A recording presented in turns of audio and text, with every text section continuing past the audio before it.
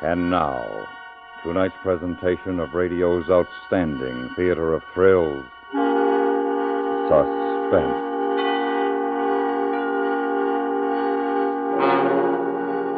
This evening, Suspense brings you what we feel is a particularly unusual and absorbing story. No actors other than Mr. William Conrad will appear in its presentation. It's a study in terror which has few equals. So now, starring Mr. Conrad, here is tonight's suspense play by A.M. Burridge, The Waxwork.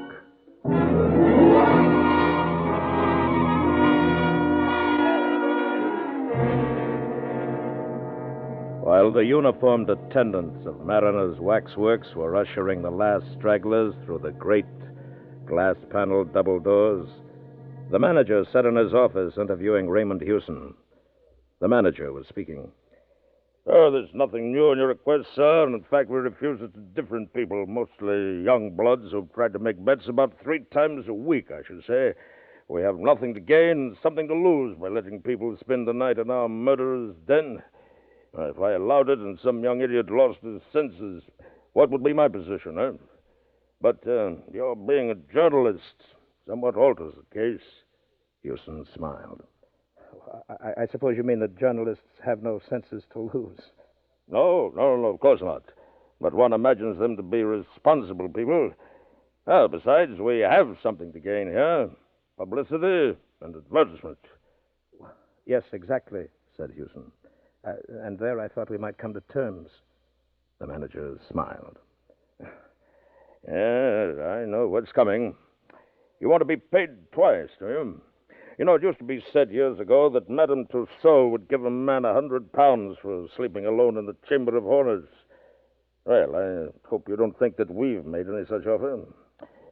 What is your paper, Mr. Hewson? Well, I'm freelancing at present, sir, working on space for several papers. However, I would find no difficulty in getting the story printed. I'm sure the Morning Echo would use it like a shot. A night with Mariner's murderers. No live paper could turn it down, sir. Yes. How do you propose to treat it? Well, I shall make it gruesome, of course. Gruesome with just a saving touch of humor. The manager nodded and offered Hewson his cigarette case. Very well, Mr. Hewson. You get your story printed in the Morning Echo, and there'll be a £5 note waiting for you when you care to come and call for it.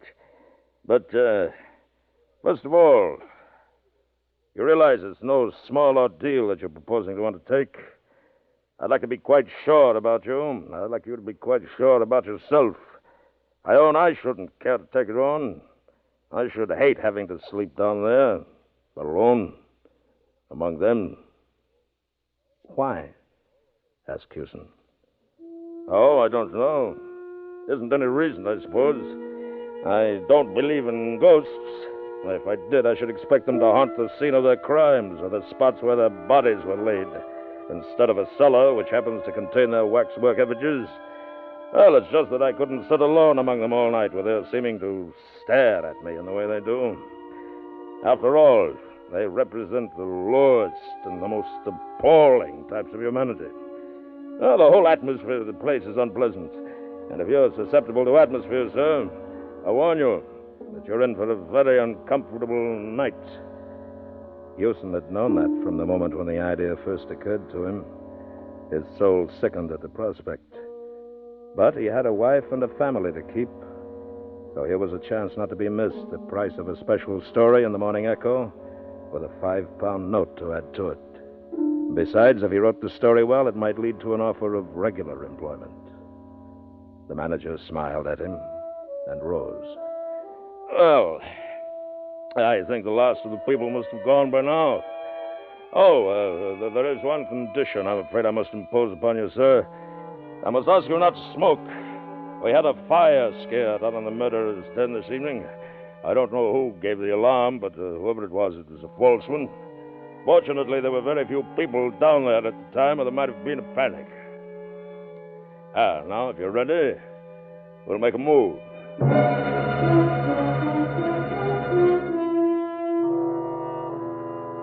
He led the way through an open barrier and down ill-lit stone stairs. which conveyed a sinister impression of giving access to a dungeon. In a passage at the bottom were a few preliminary horrors, such as relics of the Inquisition, a rack taken from a medieval castle, branding irons, thumbscrews, and other mementos of man's cruelty to man. Beyond the passage was the murderer's den.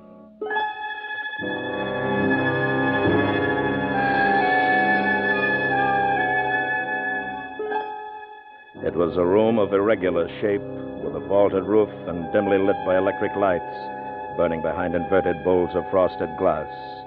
It was, by design, an eerie and uncomfortable chamber, a chamber whose atmosphere invited its visitors to speak in whispers.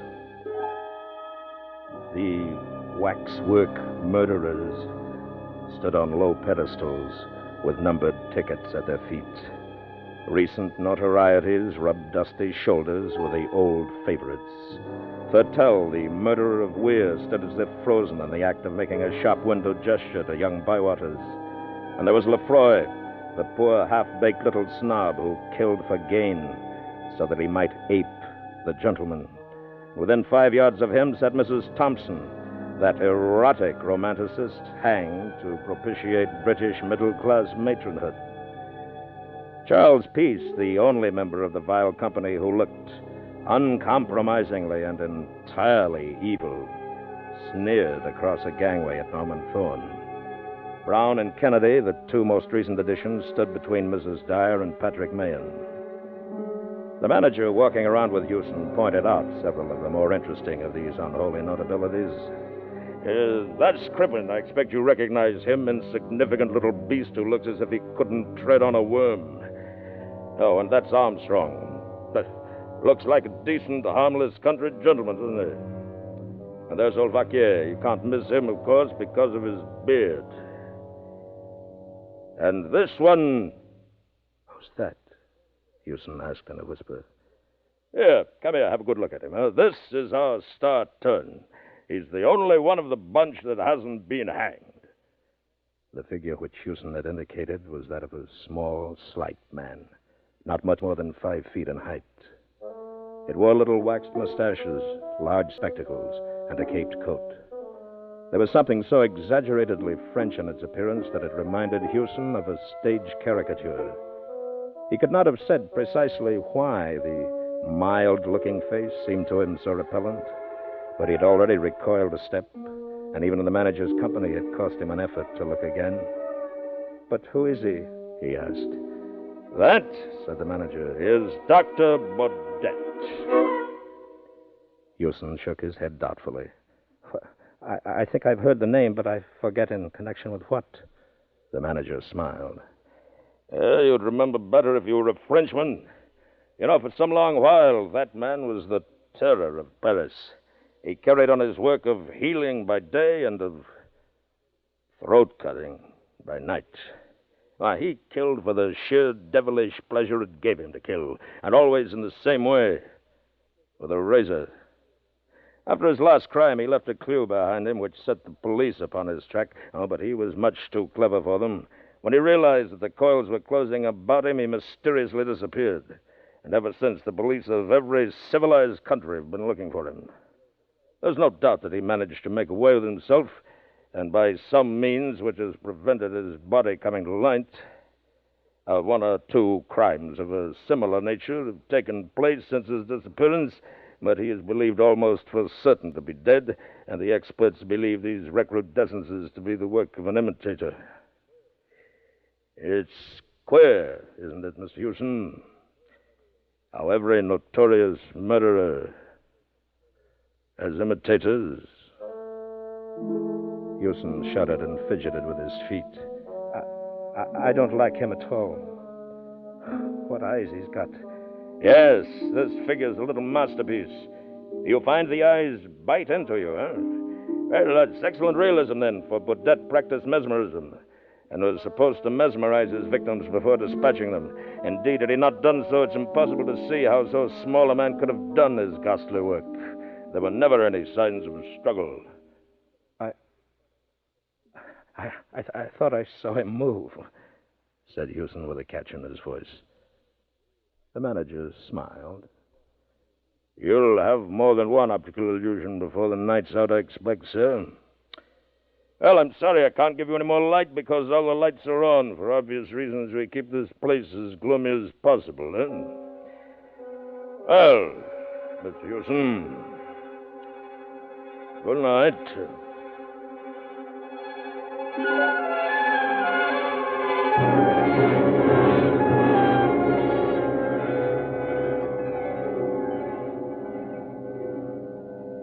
Houston wheeled a swivel chair, a heavy one upholstered in plush, a little way down the central gangway, and deliberately turned it so that its back was toward the effigy of Dr. Baudet.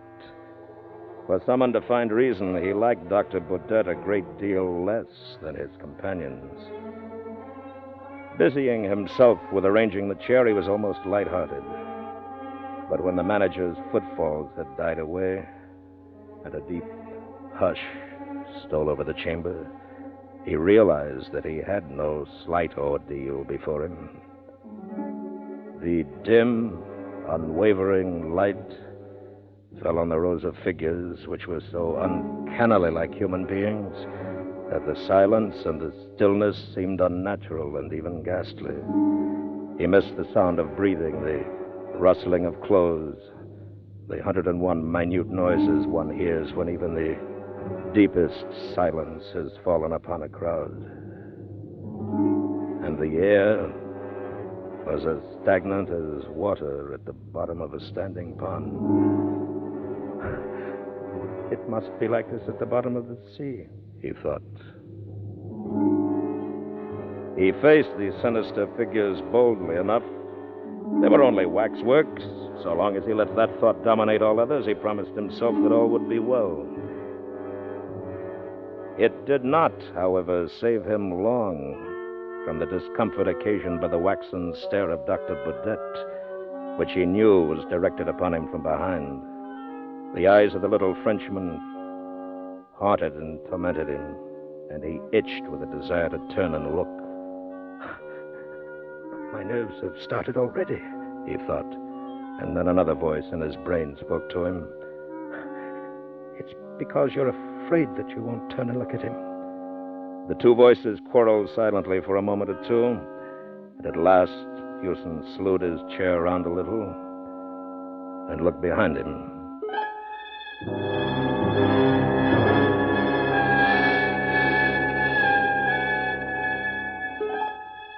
Among the many figures standing in stiff, unnatural poses, the effigy of the dreadful little doctor stood out with a queer prominence, perhaps because of a steady beam of light beat straight down upon it. Houston flinched before the parody of mildness which some fiendishly skilled craftsman had managed to convey in wax, met the eyes for one agonized second, and then turned again to face the other direction. He's only a waxwork like the rest of you, Houston muttered defiantly. You're all only waxworks. They were only waxworks, yes. But waxworks don't move. Oh, not that he had seen the least movement anywhere, but it struck him that in the moment or two while he'd looked behind him, there had been the least subtle change in the grouping of the figures in front. Crippen, for instance, seemed to have turned at least 1 degree to the left.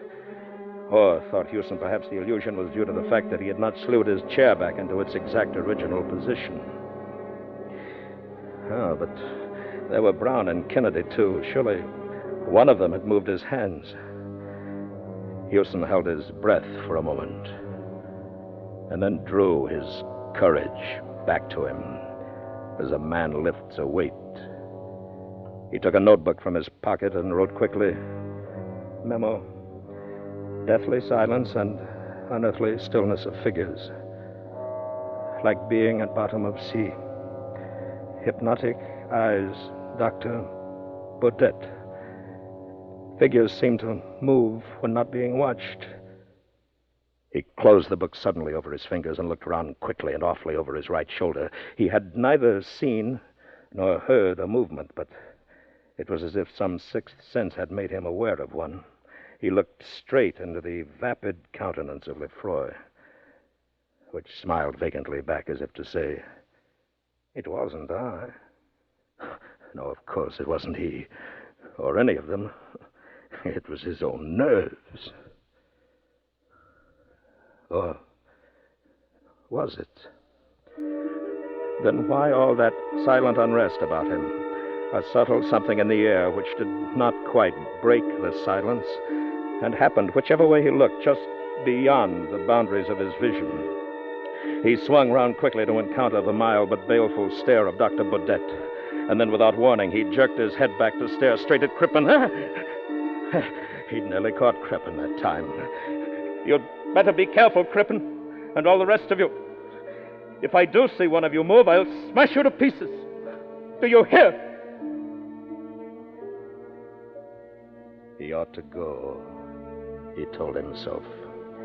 Already he had experienced enough to write his story, or 10 stories for the matter of that. Well, then, why not go?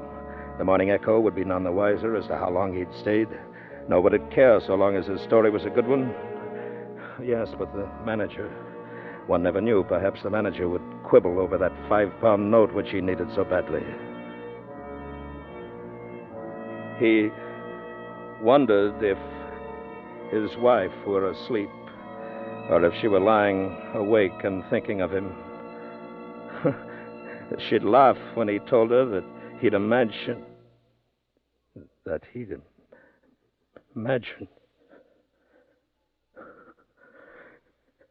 This was a little too much. It was bad enough that the waxwork effigies of murderers should move when they weren't being watched, but it was intolerable that they should breathe. Somebody was breathing. Or was it his own breath which sounded to him as if it came from a distance? He sat rigid,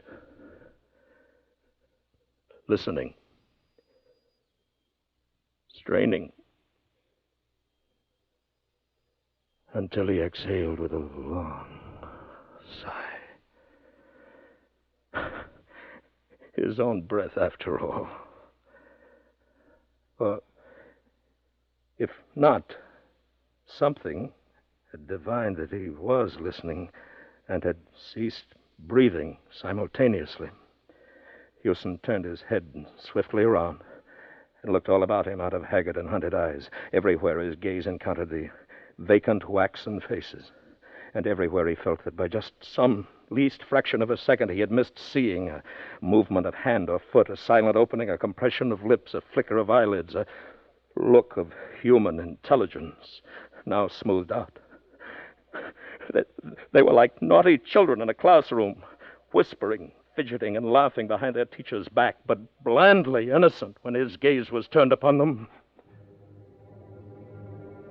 No, this would not do. This distinctly would not do. He must clutch at something, grip with his mind upon something which belonged essentially to the workaday world, to the daylight London streets. He was Raymond Hewson, an unsuccessful journalist, a living and breathing man, and these figures grouped around him were only dummies, so they could neither move nor whisper. Well, what did it matter if they were supposed to be lifelike effigies of murderers? They were only made of wax and sawdust and stood there for the entertainment of morbid sightseers and orange-sucking trippers. Oh, that was better. Now, what was that funny story which somebody had told him in the Falstaff pub yesterday? Oh, yes.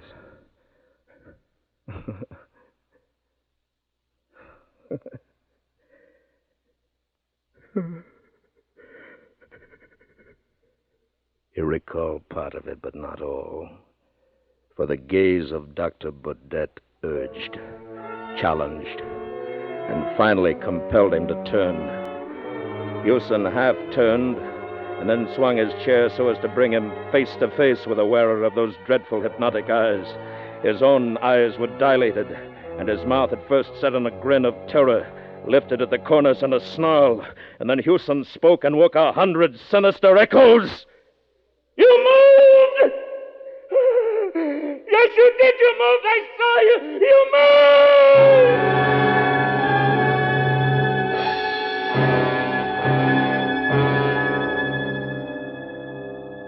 Then he sat quite still, staring straight before him, like a man found frozen in the Arctic snows. Dr. Baudet's movements were leisurely. He stepped off his pedestal with the mincing care of a lady alighting from a bus. The platform stood about 2 feet from the ground, and above the edge of it, a plush-covered rope hung in arc-like curves. Dr. Baudet lifted up the rope until it formed an arch for him to pass under, stepped off the platform, and sat down on the edge, facing Hewson. Then he nodded and smiled and said, "Good evening. I need hardly tell you that not until I overheard the conversation between you and the worthy manager of this establishment did I suspect that I should have the pleasure of a companion here for the night. You cannot move or speak without my bidding, but you can hear me perfectly well. Something tells me that you are, shall I say, nervous? My dear sir, have no illusions. I am not one of these contemptible effigies miraculously come to life. I am Dr. Baudet himself." He paused, coughed, and shifted his legs. Pardon me, but I am a little stiff. Please, let me explain. Circumstances with which I need not fatigue you have made it desirable that I should live in England. I was close to this building this evening when I saw a policeman regarding me, I thought, a little too curiously. I guessed that he intended to follow and perhaps ask me embarrassing questions, so I mingled with the crowd and came in here. A coin bought my admission to the chamber in which we now meet, and an inspiration showed me a certain means of escape. I raised a cry of fire, and when all the fools had rushed to the stairs, I stripped my effigy of the caped coat which you behold me wearing, donned it, hid my effigy under the platform at the back, and took its place on the pedestal. The manager's description of me, which I had the embarrassment of being compelled to overhear, was biased, but not altogether inaccurate. Clearly, I am not dead, although it is as well that the world think otherwise, no? His account of my hobby, which I have indulged for years, although through necessity less frequently of late, was in the main true.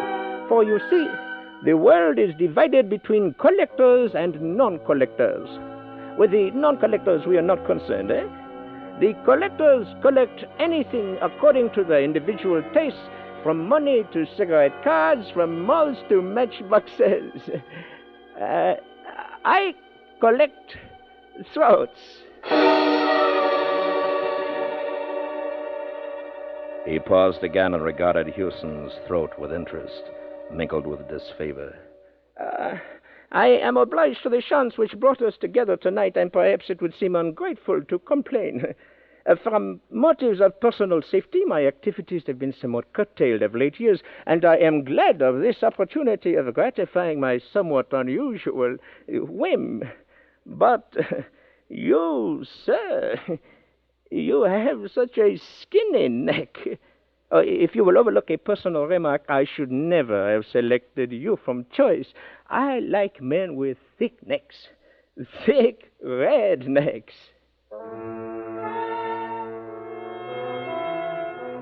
He fumbled in an inside pocket and took out something which he tested against a wet forefinger, and then proceeded to pass gently to and fro across the palm of his left hand.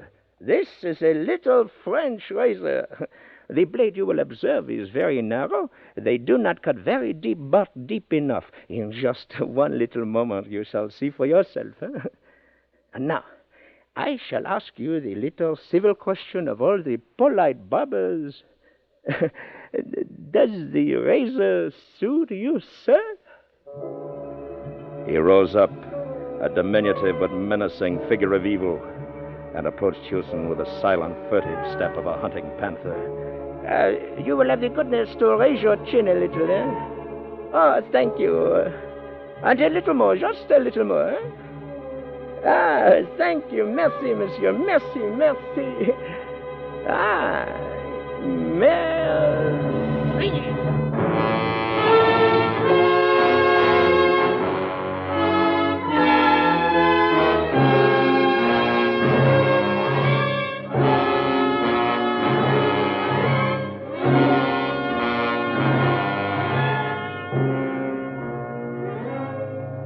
Over one end of the chamber was a thick skylight of frosted glass, which by day let in a few sickly and filtered rays from the floor above. After sunrise, these began to mingle with the subdued light from the electric bulbs. And this mingled illumination added a certain ghastliness to a scene which needed no additional touch of horror. The waxwork figures stood apathetically in their places, waiting to be admired or execrated by the crowds who would presently wander fearfully among them. In their midst, in the center gangway, Hewson sat still, leaning far back in his swivel chair. His chin was up-tilted as if he were waiting to receive attention from a barber. And although there was not a scratch upon his throat, nor anywhere upon his body, he was cold and dead. Dr. Baudet, on his pedestal, watched the dead man unemotionally. He did not move, nor was he capable of motion. But then, after all, he was only a waxwork.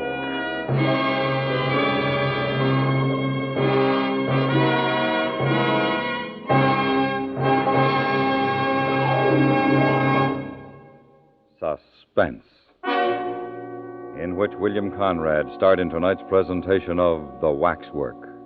The music for tonight's program was composed by Lucien Morawek. Next week, we bring you a story based on fact.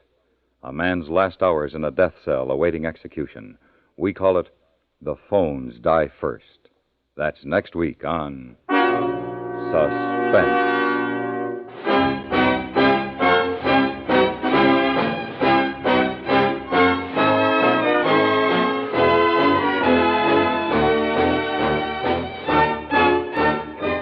Suspense is produced and directed in Hollywood by Anthony Ellis. Tonight's story was written by A.M. Burridge. The orchestra was conducted by Wilbur Hatch.